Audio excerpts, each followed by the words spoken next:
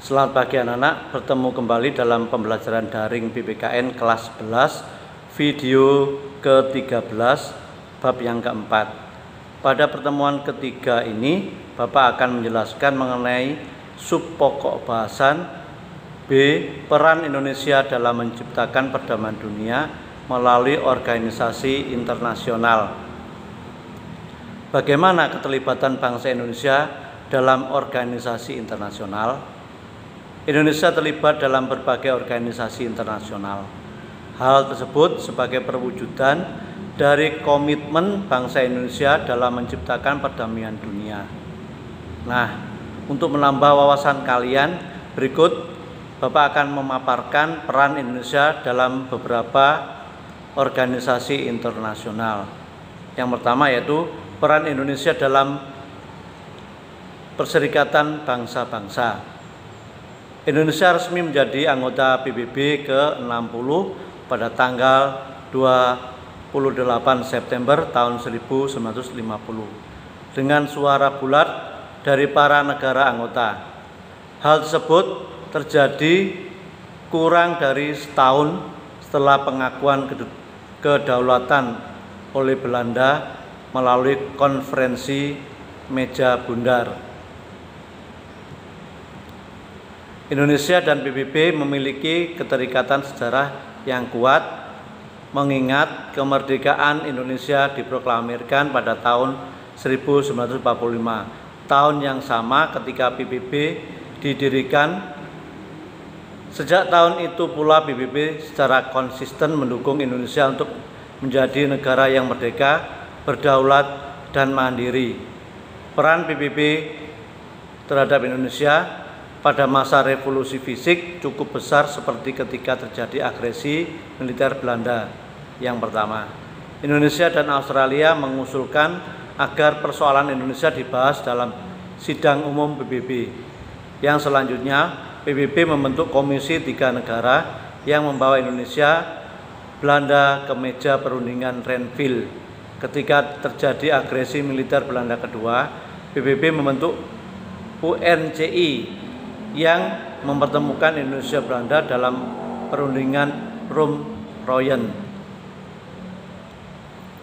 Pemerintah Indonesia mengutus Lambertus Nicodemus sebagai wakil tetap RI yang pertama di PBB.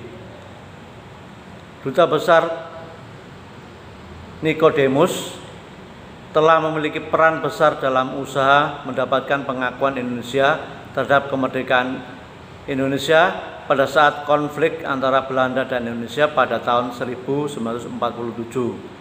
Duta besar tersebut memperdebatkan posisi kedudukan kedaulatan Indonesia di PBB dan Dewan Keamanan. Pada saat itu, Palar hanya sebagai peninjau di PBB karena Indonesia belum menjadi anggota pada saat itu. Pada saat berpidato di muka sidang Majelis Umum PBB, Duta Besar bercerita bahwa para pendukung Indonesia dan berjanji bahwa Indonesia akan melaksanakan kewajibannya sebagai anggota PBB. Posisi wakil tetap dijabatnya hingga tahun 1953.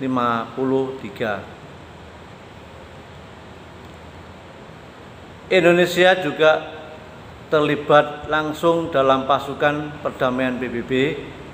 Hal ini Indonesia mengirimkan pasukan Garuda untuk mengemban misi perdamaian PBB di berbagai negara yang mengalami konflik, dan Indonesia terdaftar dalam beberapa lembaga di bawah naungan PBB, misalnya ECOSOC atau Dewan Ekonomi dan Sosial, kemudian ILO, Organisasi Buruh Internasional, kemudian FAO, Organisasi Pangan dan Pertanian. Salah satu prestasi Indonesia di PBB adalah saat Menteri Luar Negeri Adam Malik menjadi Ketua Sidang Majelis Umum PBB untuk sidang tahun 1974.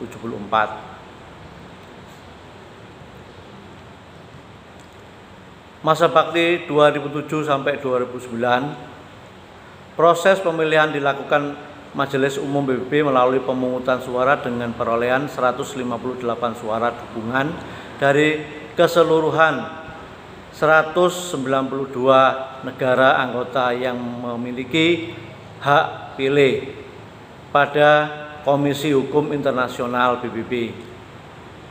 Indonesia mencatat prestasi dengan terpilihnya mantan Menteri Luar Negeri Mokhtar Kusumaatmadja sebagai anggota ILC pada periode yaitu tahun 1992 sampai 2001. Pada pemilihan terakhir berlangsung pada sidang Majelis Umum PBB ke-61. Duta Besar Nugroho Wisnumurti terpilih sebagai anggota ILC pada periode 2007 sampai 2011. Indonesia merupakan salah satu anggota pertama Dewan HAM dari 47 negara anggota PBB lainnya, dipilih pada tahun 2006.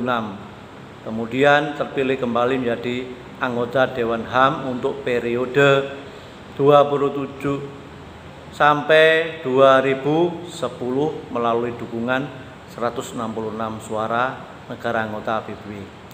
Yang berikutnya peran Indonesia dalam ASEAN, Association of Southeast Asian Nations. Indonesia sebagai bagian dari negara Asia Tenggara menyadari pentingnya hubungan kerjasama dengan negara lain di berbagai belahan bumi.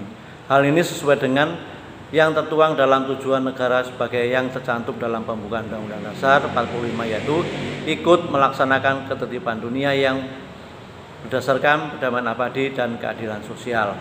Untuk mewujudkan tujuan tersebut, Indonesia banyak berperan aktif dalam berbagai organisasi internasional di kawasan Asia Tenggara. Selain itu, Indonesia juga menjalin kerjasama bilateral dengan beberapa negara khusus. Dalam menjalin hubungan internasional, Indonesia menggunakan politik luar negeri yang bebas aktif.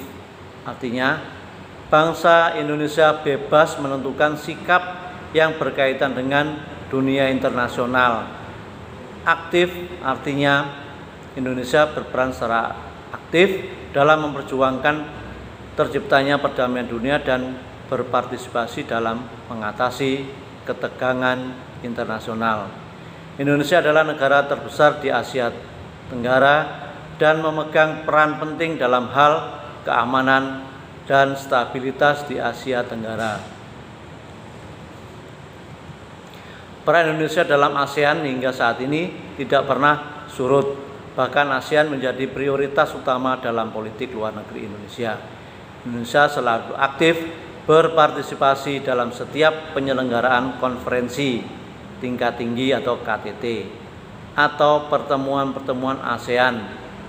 Indonesia sering menjadi tuan rumah dalam acara penting ASEAN. Di antaranya adalah AKTT ASEAN pertama, diselenggarakan di Bali pada tahun 2000. Kemudian deklarasi Bali. Yang kedua, perjanjian persahabatan dan kerjasama. Berikutnya, pertemuan informal pemimpin negara ASEAN diselenggarakan di Jakarta pada tanggal 30 November tahun 1996. Berikut C. KTT ASEAN ke-9. KTT ke-9 diselenggarakan di Bali tanggal 7 Oktober 2003 yang menghasilkan deklarasi ASEAN Bali Concord kedua sebagai kelanjutan dari Concord pertama tahun 1976.